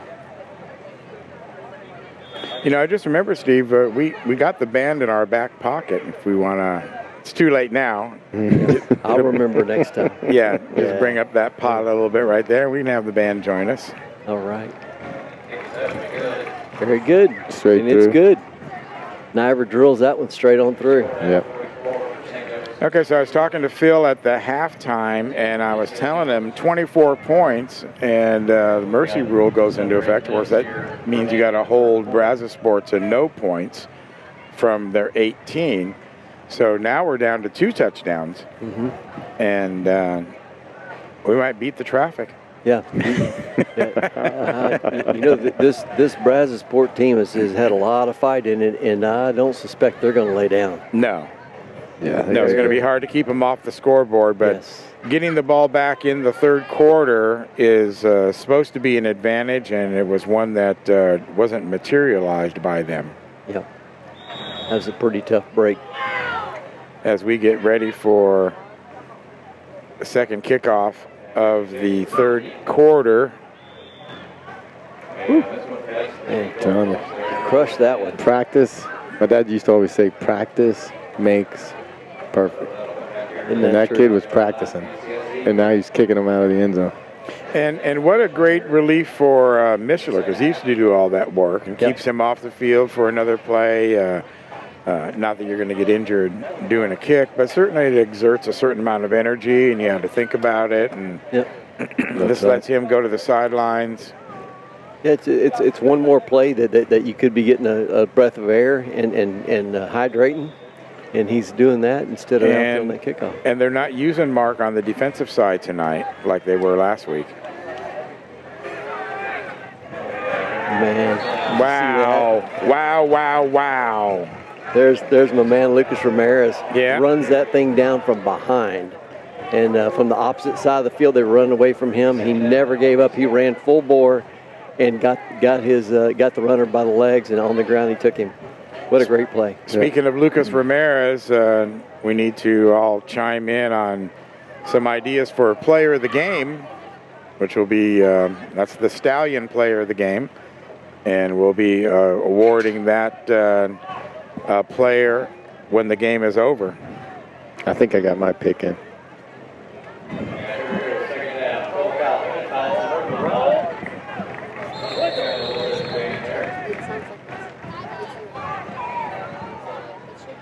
So a whole gang of tacklers there. I'm looking over here on the sideline. I see Elijah Burris. They're taping his finger or something. Boy, they're missing him right now. Yeah, he is definitely one of the big playmakers. Yeah, he's a game changer in here. Yeah, you know, Hudka again's in the backfield, stirring it all up, right? Yes. He's just coming every time. That's going to bring up third down now for BCS. And the pitch goes back. This time they're going to pass it. Caught not for the first down, though. Not enough yards for that. So that's going to bring up fourth down. Yep, Noah Manzer got over there and escorted him out of bounds. It was a good play. Sure did. Fourth down and about 5.5. And Noah came all the way from over here. Yeah, he came opposite side of the field to the far side and forced the runner out all on his own. I'll tell you what, that quarterback held on that ball about as long as you could without getting sacked. Yes, he did. He had a lot of pressure coming his way. Yes, he did. Okay, here we go. Truth time for the defense. Fourth down. He's back. He's scrambling. He's throwing downfield. Incomplete. Man. Over his head. So once again, St. Joseph's going to start out with pretty darn good field position. Ball at the 35-yard line. So you see Brian Hudka? He was practically in the same shirt as the quarterback back there. That they were that close. They ran about 3 yards to the far sidelines, and they were right there together. Brian Hudka was all over him. He's just a player. Yeah. You know, the thing is, guys, you can't give St. Joseph's this short field. No. This is the second short field in a row in this half, as Mishler's going to take it directly off of center. There's the snap. There's the handoff. Over to Jackson Carey in the far left-hand side. Man, it's 1972. Don Shula coaching, Bob Greasy, Mercury Morris, and Larry Zonka. And that's Larry Zonka. He's just come back. Look at how animated he is when he got up. He wanted to score right there. They took the ball all the way down to the 10-yard line, where it's first and goal now. Yeah. For the Eagles. Mishler under center again. A direct snap. Handoff once again to Larry Zonka. Yeah. He's going into the end zone. Touchdown, Eagles! Boy, that's special. You know when he got up off the ground, you know what he said. I want the ball again. They gave it to him. You know, I'm so glad they held Larry back all those years. Yeah. Made him do his senior year all over again. Yeah, Larry he's still alive, but he's reincarnated into Jackson Carey here. Oh my gosh. And now we got Jackson Carey just running like a bull down there. Well, last year, as you recall, Jackson Carey was our runner-up for player of the game. That's right. He sure was. He played a heck of a game. Oh, what a great pass there. Woo. Peter Niver just didn't panic there and just got it to Paul Johnson. Yep, Johnson saw what was going on, went out there. So wow. 2 possessions, 2 touchdowns with extra points for the St. Joseph's Eagles, and nothing for the Brazosport Eagles. That makes the score 51-18. Man. 4:52 remaining in the third. So 45 plus 18 is 53 points. Is that right? Am I doing that math right? 18 plus 45? All right. 63 points. Yeah, I think it's 63. Yeah, so they need 2 more scores. Man. And we pack it up early. Here we go. Here's the kickoff.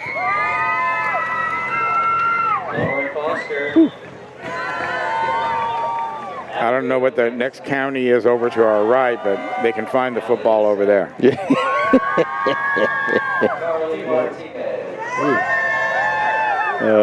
Goodness gracious.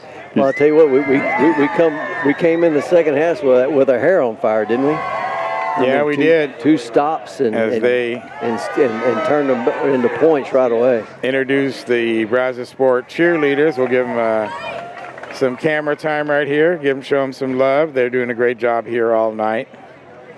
Next week, we are going to be interviewing our own cheer coach, Mackenzie. And so that'll be a fun Meet an Eagle segment. You want to tune in for that next week as the Eagles get set up here now. First down for them. They went 4 and out last time. This time they're running. They're breaking the tackles. Got 1 man to beat. Noah was right there. Man, Noah made a great tackle right there. Yeah, and I think he's got a cramp. Yeah, he can't get his leg to straighten out. Yeah, he's got a big cramp. Cole Calhoun, the ball carrier for the Eagles, number 11. Yeah. We've called his number a lot. Yeah. Great little pitch to the far side of the field. Had nice blocking set up and sure did. And rumbled for a nice gain.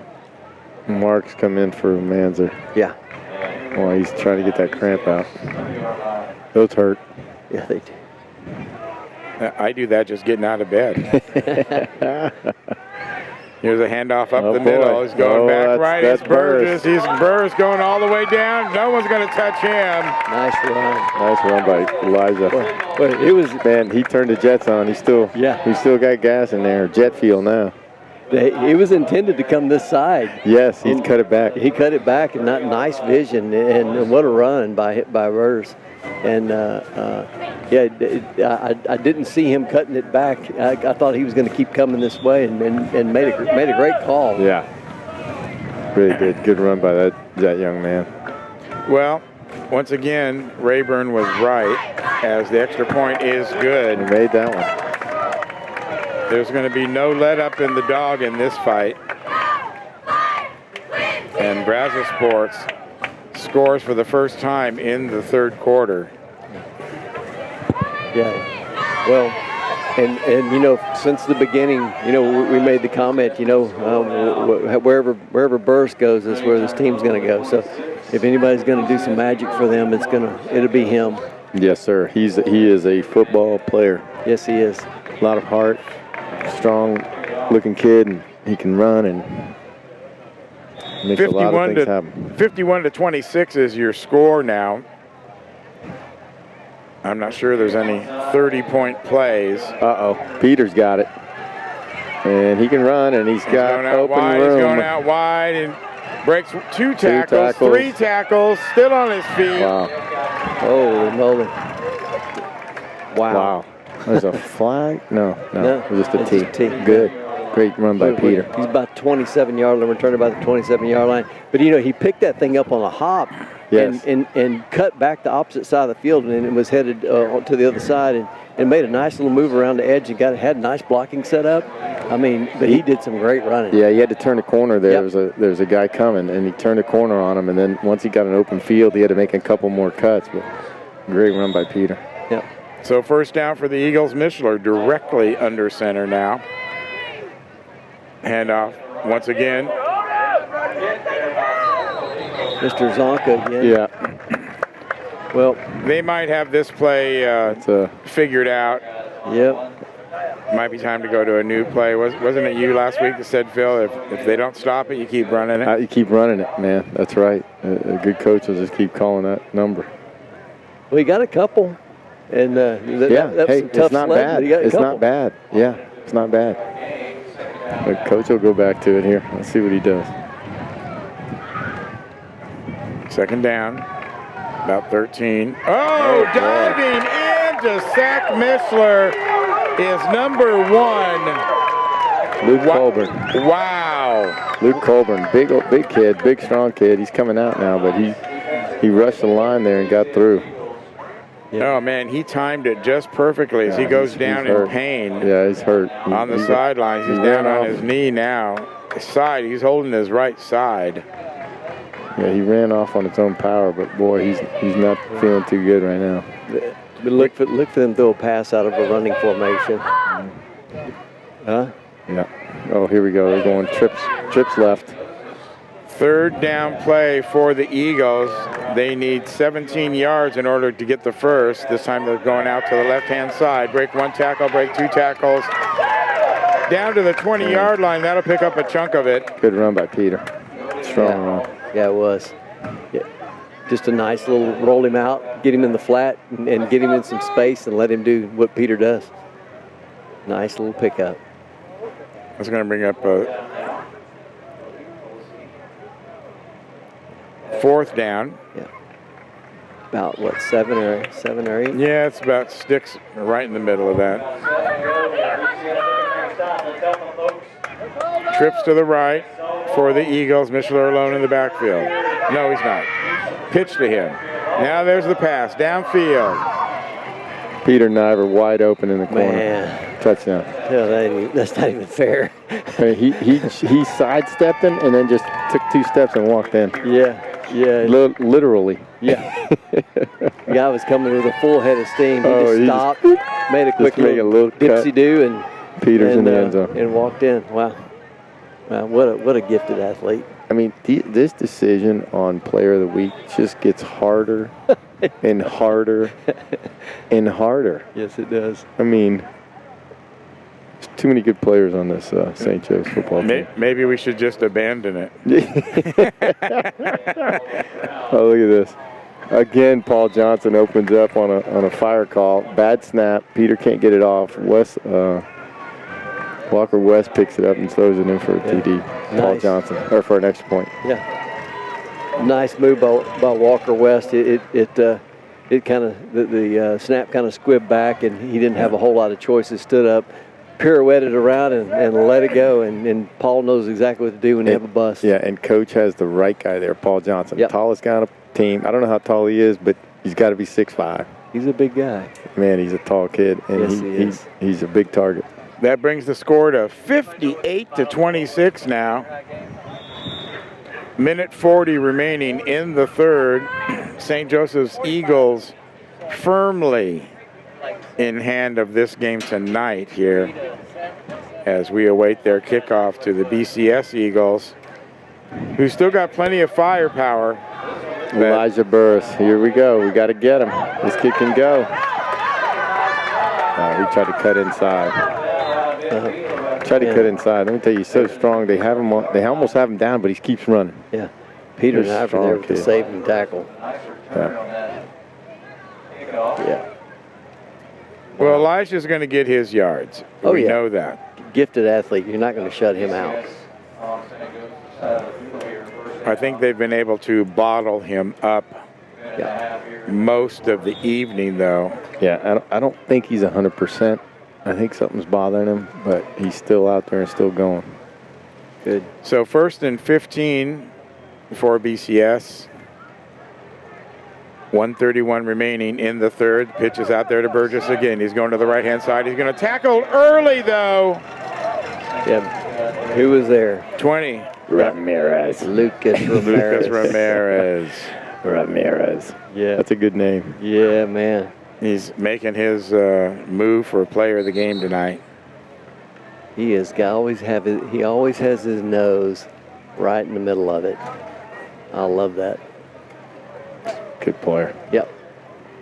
And we got great names on this team. Ramirez. Hutka. Yeah, Perez. Hutka's fun to say. Good name. Yep. Okay, second down now and about 20 for the Eagles. Pitches over here to the far left of Burgess. He's going to be ridden out of bounds, though,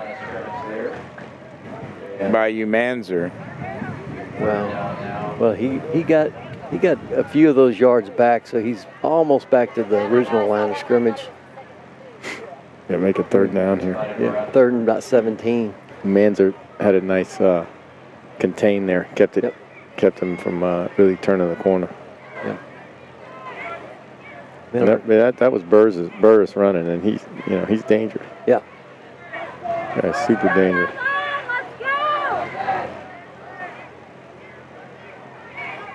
So third down, about 16. Eagles really need to put up a score here. Oh, man. And Colt almost picked that one off. Almost. Well, he hit it. He had it with two hands and just couldn't hold on. Yeah.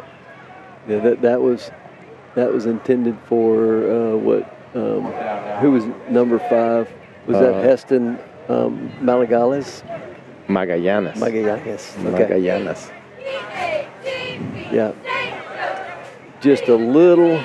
If he would have put a little bit more air underneath it, yes, that might have been he a would have touchdown. had. Yep, that's right. So it's going to bring up another fourth down for the Eagles.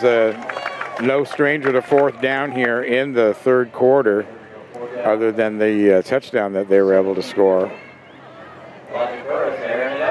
It's going to be way down the field. And Mark Mishler playing safety. I mean, was that a smart play? Yep. There's no point in picking it off. That's exactly right, boy. He could have picked that off so easy, Absolutely. but he knocked it down. He knew it was fourth down, and he knows we're going to get the ball back here. Yep. Cerebral football player right there, man. He knew where the chains were and where the marker was, and he understands the game. Good shot of Mishler and Castellea there. I'm going to say they're co-brain trust. Mm-hmm.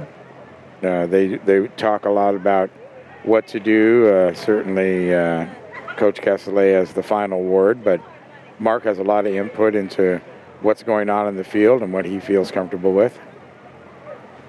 Okay, first down for the Eagles. Once again, not a short field this time. He's faking it to the right. He's dancing around. He's going to throw over. No! Just missed Carey right there in the middle of the field at the 40. Just missed him. I'm telling you, barely. I don't think Carey saw it. I don't think he did either. And he threw it behind him, Yeah. I just don't think he saw that. Well, with these guys kind of sitting down in their zone, if you get in space, you just need to get open. Just need to sit down. Yeah. Just Sit down wait right for the there ball. and just wait. Yeah. All right, and that's going to be the end of the third quarter with a score 58-26 on the Red Sea Radio Network. You're listening to exclusive coverage of St. Joseph Eagle football right here on the Red Sea Radio Network. Underwritten by Prosperity Bank. It's the big bank with your community's bank inside. Member FDIC. Strata Auto Repair. If it has wheels, they'll work on it. Strata is your total car care solution. Wings and more. Great wings and so much more. Kelly Burt Dozer, your down-to-earth company for all your site work excavation needs, commercial or residential. Proudly supporting St. Joseph Eagles football. Fast Signs.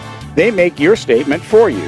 Taking care of sign and graphics projects across the Brazos Valley since 2005, it's Fast Signs. Lone Star Roof Systems. No jingles, just roofs. ServPro of the Brazos Valley.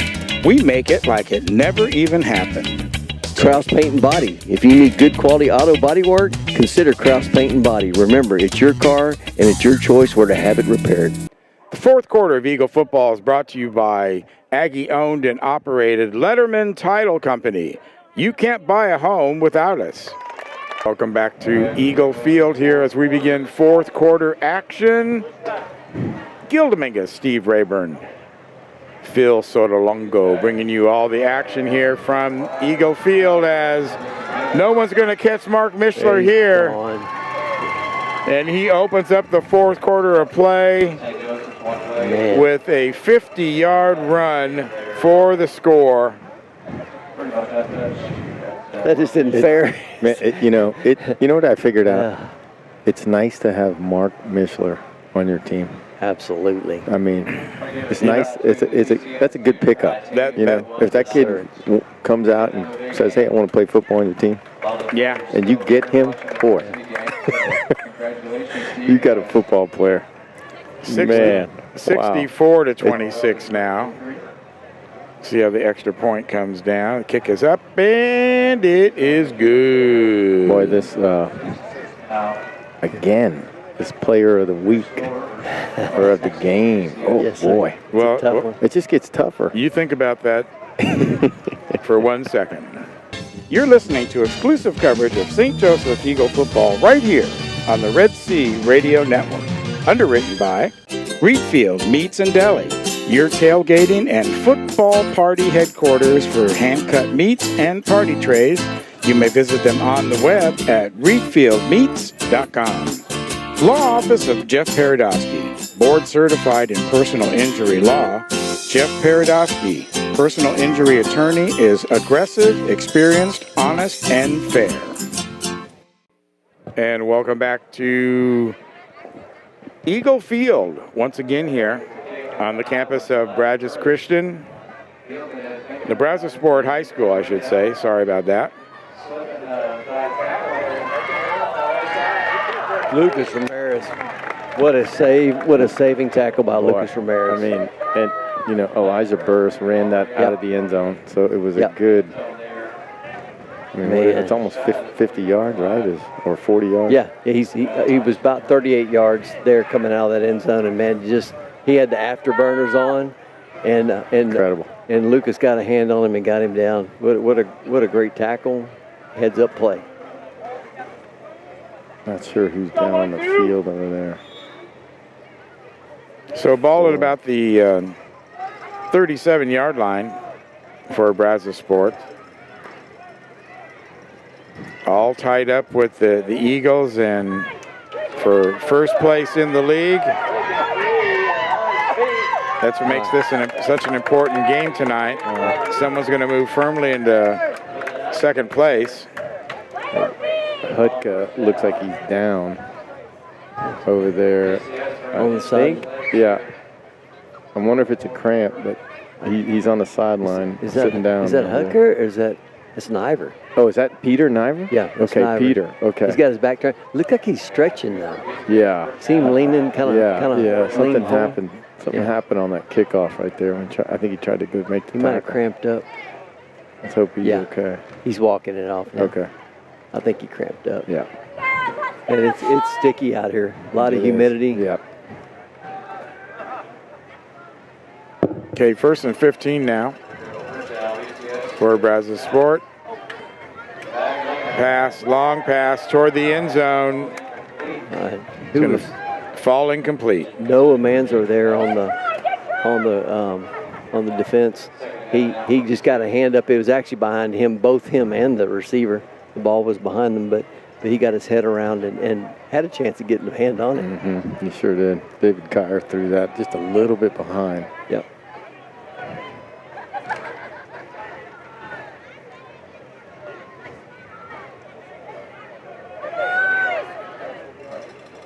It's going to bring up second down and 15 now after the incomplete pass. The little pitch back to number 15. I want to say it's the first time we've called his number. Yeah, that's Aiden Rodriguez. Aiden Rodriguez is the ball carrier there. Nice little carry. I mean, it picked up 3 yards and it was right up the middle. Yeah, I'm not sure 3 yards is going to help you, though. 65-26, 8 minutes remaining in the game. You need a little bit bigger play than that. Yeah, they're behind the chains. And there's Burgess one more time. Fumbled on the ball, though. Who's got it? Jackson Carey. Jackson Carey. Turnover at the 20-yard line, and it was their Mr. Do-It-All. Burris. It just slipped out of his hand, and he was in traffic. So, somebody had to got a hand in there or something. Yeah. And as sticky and sweaty it is, I'm sure it just popped right out. Yeah, I think there's something wrong with his arm because he doesn't. It was one of his arms. He's not bending fully, and he's keeping it straight down. Yeah, I think it's his left. So Jackson right Carey got to be the leader in the Player of the Game award balloting tonight.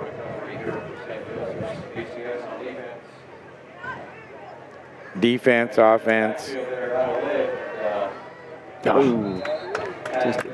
just a little low there on that pass to Walker West. It would have been enough for a first down, but just a little bit low, and Walker just couldn't quite get to it. Yeah, it was a hard throw, Yeah. from Mark running to his right there. And I want to say he's trying to keep it out of the darkness. yes, that's and exactly keep the right. ball in the light. He wants to throw a nice save. Yeah, over there on the And I side. asked him about that before the game, and I think that was going to be, well, he said we'll see how it plays out, but certainly frozen ropes, keeping it under the lights, that's not really his passing game, though. Oh, breaks 3 tackles. Now it comes out here to the left. See ya. And no one's going to catch him all the way down Good night. for another touchdown. Mark Mishler. Good night. Boy, again, That was the game ball right you know, there. you can't talk enough about Mark. Last year I think it was Baytown. I was watching Mark, and it seemed like he was tired. This is last year. This year, when I was out coaching the junior high, boy, I saw him running and running and running and running. And I mean, he's in shape. He's in tip-top shape, and you see it right there. End of the game, and he just took it around the corner. And So that's gonna invoke the mercy rule right there, as we were talking about earlier. They needed to score 3 touchdowns. They got Brazosport was able to pick up 1 to get the score to 26, but 2 more touchdowns by the Eagles sends this game to the showers as. We take a look right there at number 4. Jackson Carey's got his helmet off. His team is all around them. What a great spectacle is what it was. I mean, they took him to school tonight. Yeah, they really did. And I'll tell you what, and they got it done in every phase.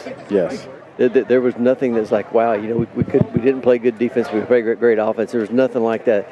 It was special teams, it was offense, it was defense, and so many guys played lights out tonight.